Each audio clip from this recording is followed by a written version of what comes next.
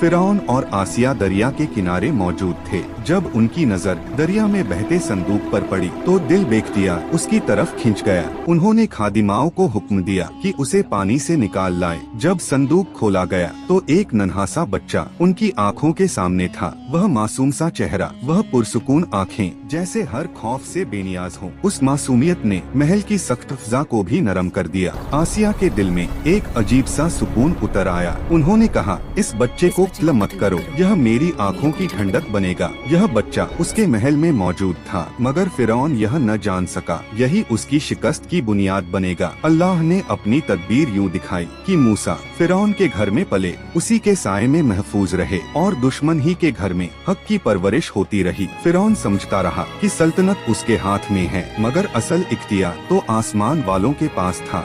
यही वह लम्हा था जब जुल्म को खबर भी न हुई और हक की जड़ें फिरौन के महल में ही मजबूत होने लगी। पार्ट नंबर 3 का इंतजार करें।